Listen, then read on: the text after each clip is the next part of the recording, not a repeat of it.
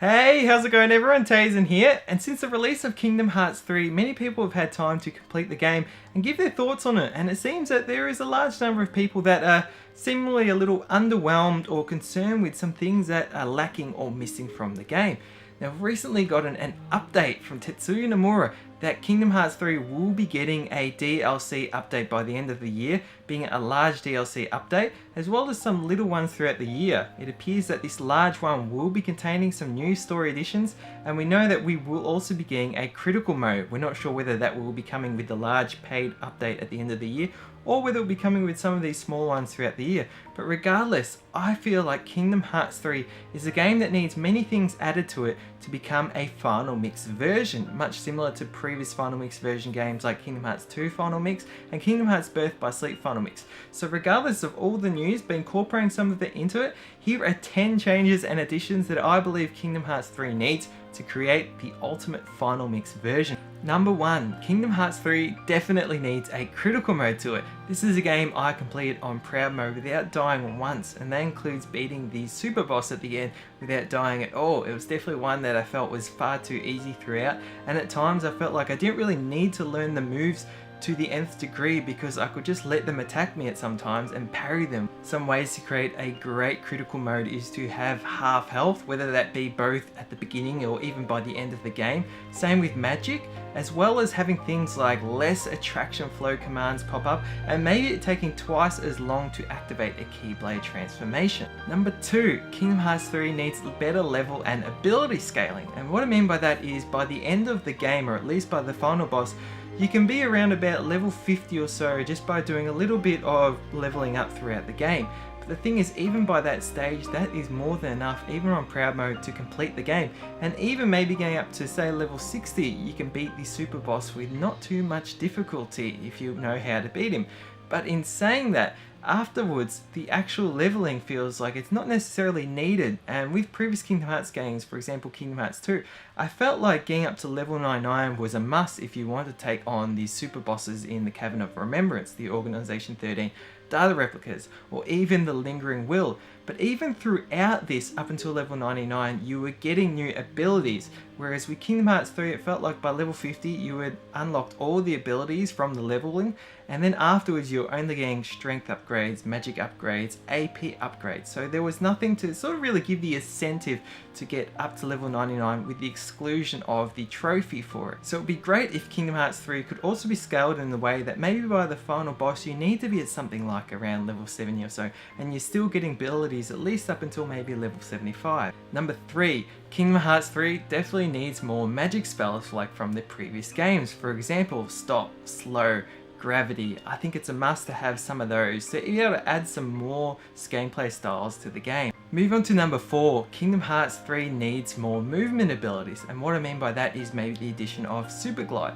the long dodge with different abilities to it, maybe some thunder added to it like in the Birth by Sleep dodge versions, or even something like a full guard. Now I can't remember the name of it, but for example Riku in Dream Drop Distance had a guard ability that created a barrier around his entire body, so basically he could guard enemies from all directions. It would be great to have some more of those, and you can sort of choose and mix and match which abilities you want to use depending on the circumstances. Number 5, I feel like Kingdom Hearts 3 needs more playable parts in areas that had limited exploration to it, and even be able to go back and revisit those areas in some capacity. Areas include the Realm of Darkness. When we had Riku go into the Realm of Darkness, it sort of basically just went from a cutscene all the way to the single area that you could only play as part of a fight, but there was no ability to be able to explore throughout that area from the beginning and maybe even play like that whole world as Riku. And then when you revisit, maybe they can limit it so you only have access to one area, but it could be a great way to add some more story into the sections of Riku and Mickey. Twilight Town is another example of a world that had limited exploration.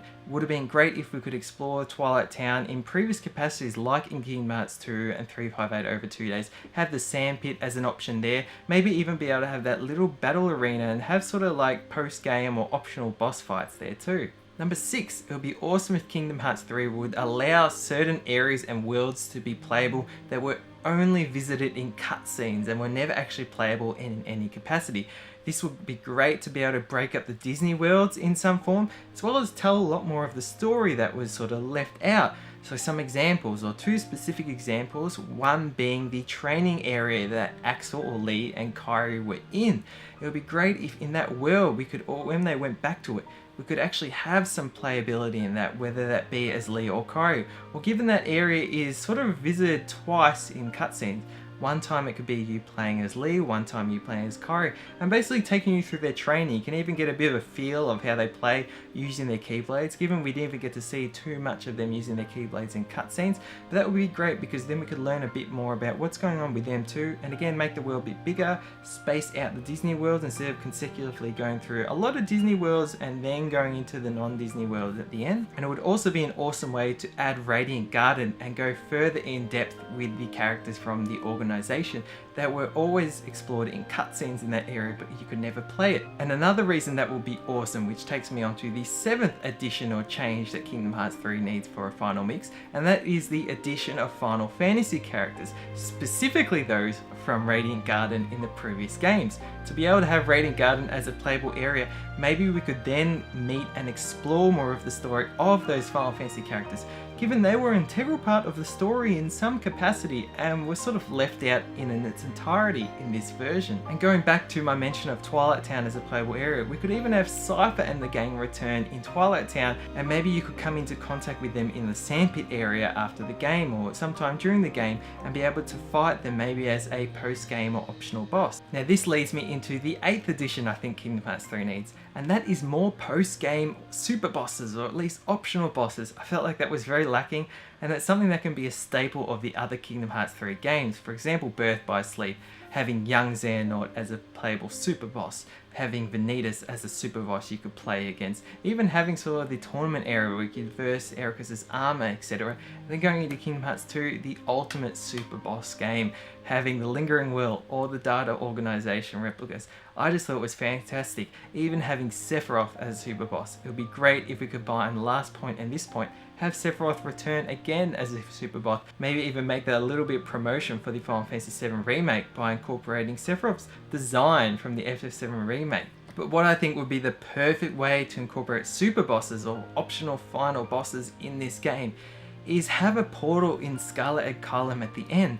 and use that portal to be able to verse all the previous Xehanorts that travelled into the current timeline in the actual area in which they left to travel into this current timeline. So for example, maybe you could go into that portal and you can fight Vanitas as one of the super bosses, and you fight him in the same area that he left his body from in his current timeline. So that could be maybe in the area you fight the Vanitas Lingering Will in Birth by Sleep. We could do it with young Master Xehanort. Maybe you fight him on Destiny Islands where he once stood looking out at the ocean. And then you could maybe even fight the nobodies in Kingdom Hearts 3 that were previously restored after Kingdom Hearts 2 but then decided to turn back into nobodies. Maybe we could fight them as optional bosses in the actual places where they did turn back into nobodies. That would be something really cool. So playing again, fighting Marluxia, Larxene, etc. I think Luxord as an example, that would be fantastic and a good way to sort of give us an equivalent of the Cabinet of Remembrance. Number 9, it would be great if they could add dual audio to this. I felt at times some of the voice acting from somewhat Sora, but more so Riku and Kairi, was a little bit lacking. Not saying that it was always bad, but I felt like there were some bits that weren't as good as I thought.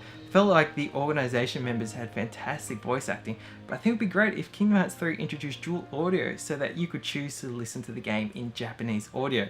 That would be a cool addition, and just something if you wish to try, you could give it a go.